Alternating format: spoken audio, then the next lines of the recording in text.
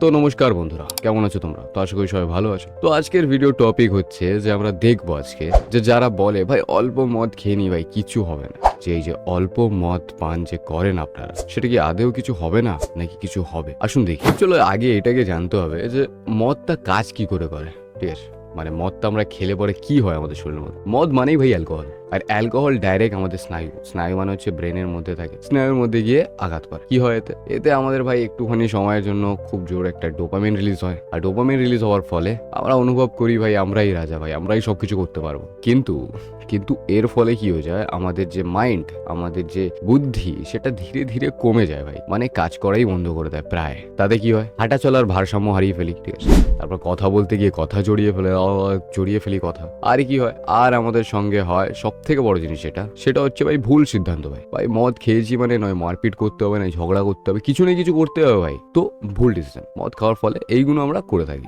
হ্যাঁ, এবার এই যে মদটা আমাদের শরীরের উপর কি প্রভাব ফেলে, ঠিক আছে, এতক্ষণ দেখলাম মদ খেলে কি হয়, এবার আমরা দেখবো যে মদটা খাওয়ার ফলে আমাদের শরীরে কি হচ্ছে। তো প্রথমে কি হচ্ছে, প্রথমে ভাই সব থেকে বেশি সেটা হচ্ছে লিভার এফেক্ট করবে। ঠিক আছে, আমাদের লিভারটাকে আগে অ্যাটাক করবে। আর যদি অনেক দিন ধরে আপনি মদ পান করছেন, তারপর হার্টের সমস্যা, পাকস্থলীর সমস্যা, গ্যাস, বদহজম, হঠাৎ করে ওজন বেড়ে যাওয়া, হরমোনের ভারসাম্য হারানো, পুরুষের ক্ষেত্রে যৌন দুর্বলতা, ভাই এইগুলো দেখা যেতে পারে যদি তুমি দীর্ঘদিন ধরে মদ পান করো। এবার আমরা জানবো মানসিক ও সামাজিক কতটা ক্ষতি করে এই মদ।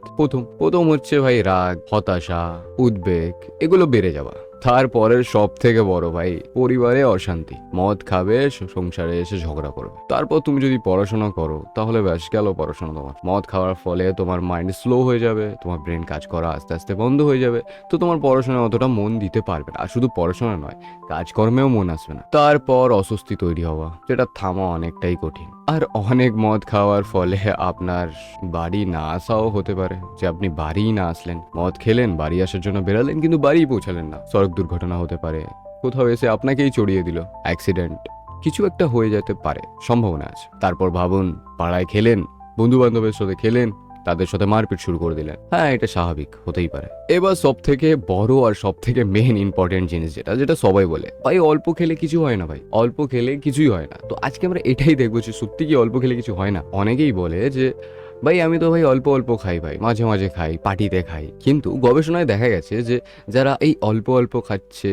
বা পার্টিতে খাচ্ছে, এদের কি হচ্ছে, এদের ধীরে ধীরে এদের লিভার ধীরে ধীরে নষ্ট হয়ে যাচ্ছে। মস্তিষ্ক যেটা আছে আমাদের ব্রেন, সেটাকে ধীরে ধীরে নষ্ট করে দিচ্ছে। তারপর মস্তিষ্কের যে স্নায়ু কোষগুলো থাকে সেইগুলোকে আস্তে আস্তে মেরে দিচ্ছে, যার ফলে আমরা চিন্তা ভাবনা, ভুল ডিসিশন নিচ্ছি, তারপর আমরা সবকিছু ভুলে যাচ্ছি। হ্যাঁ ভাই, অনেকেই অল্প থেকে শুরু করে, তারপর এটা গিয়ে এক সময় পর আসক্ততে পরিণত হয়, যেটা একদম তোমরা এটা না করে থাকতেই পারবে না। তাই সাবধান থাকুন, আর যে কোনো পরিমাণই ক্ষতির কারণ হতে পারে, তো এটা মাথায় রাখো। এবার আমরা আসবো সমাধান ও পরামর্শতে। তো এবারে আমরা এটা জানবো যে তো আপনি ছাড়বেন কি করে। সব থেকে প্রথম কথা হচ্ছে যে আপনাকে মদ থেকে দূরে থাকতে হবে। ঠিক আছে, যেই সব বন্ধুরা তোমাকে মদ খাওয়ার জন্য ডাকে তাদের থেকে একটু দূরত্ব বজায় রাখতে হবে, প্রথম। দ্বিতীয় হচ্ছে পরিবার ও বন্ধুদের সহায়তা নিন, ভাই হেল্প নিন তাদের, যে ভাই আমি ছাড়তে পারছি না, কি করবো, এরকম ওদের কাছ থেকে হেল্প নিন। আর যদি আপনি ওভার এডিক্টেড হন, মানে আপনি যদি পুরো আসক্ত হন, তাহলে আপনি একটা ভালো মনোরোগী বিশেষজ্ঞের কাছে যেতে পারেন, আর তার থেকে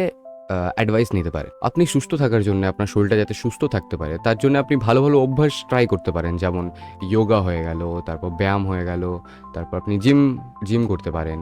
আর মানে আপনাকে একটা ডিসিপ্লিন মেনটেন করতে হবে। মদ শুধু আপনার নয়, আপনার পরিবারের, আপনার ফিউচারের সব থেকে বড় শত্রু। সঠিক সিদ্ধান্ত নিন, সুস্থ থাকুন। আর এই ভিডিওটা যদি ভালো লেগে থাকে তো প্লিজ ভিডিওটাকে লাইক করে দিন আর শেয়ার করে দিন। যারা মদ্যপান করে বা ড্রিঙ্ক করে বাট তোমাদের ডাকে ভাই আয় ভাই মদ খাবো, তাদেরকে এটাকে শেয়ার করে দিন। আর হ্যাঁ ভাই, এত কষ্ট করার পরেও ভাই লাইক ভাই কিচ্ছু পাচ্ছে না, ভাই ভিউজই দিচ্ছে না ভাই ইউটিউব। ভাই ভালো করবো কি আমি তোমাদের, একটু সাপোর্ট করো গাইস, একটু সাপোর্ট করো, সাপোর্ট।